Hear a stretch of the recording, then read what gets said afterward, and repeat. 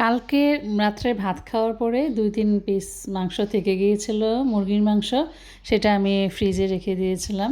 তো পরের দিন বিকালবেলা চিন্তা করলাম কি খাওয়া যায় নাস্তা। তো একটু ওই মাংসটা দেখে চিন্তা করলাম যে একটা কিছু বানিয়ে ফেলি।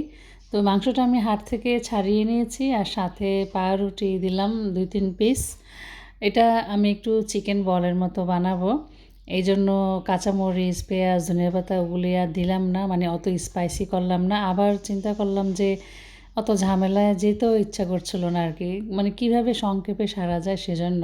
কিন্তু জিনিসটা খেতে অনেক চমৎকার, আপনারা ট্রাই করে দেখবেন। আপনারা যদি চান এখানে অন্যান্য মশলাপাতি অ্যাড করতে পারেন, পেঁয়াজ, কাঁচামরিচ, ধনিয়াপাতা সব দিয়ে কাবাবের মতো বানিয়ে ফেলতে পারেন। তা আমি আর ওই দিকে যাই নাই, আমি চিকেন বলের মতো বানিয়েছি। একদম ডুবো তেলে আপনারা মচমচে করে ভেজে তুলবেন, খেতে অনেক মজা। মাংস অনেক সময় দেখা যায় ১-২ পিস থাকলে আপনারা পাউরুটি, আলু সাথে অ্যাড করে দিয়ে এরকম বানিয়ে ফেলতে পারেন বিকালকার নাস্তা।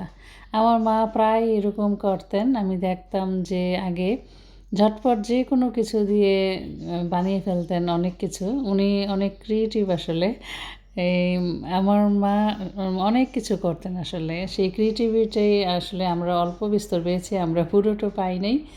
তো হচ্ছে আমার এই চিকেন বল। তো আগের যে মায়েরা ছিলেন তারা আসলে সংসার করতেন অনেক গুছিয়ে। একটা জিনিসও তারা আসলে নষ্ট হতে দিতেন না। আমরা আসলে সেরকম না। তো এই রেসিপি সেই সব মায়ের উদ্দেশ্যে, যারা নাকি মেহমান আসলে বা ঘরের সদস্যদের জন্য ঝটপট যে কোনো কিছু দিয়ে একটা কিছু আইটেম তৈরি করে ফেলতেন।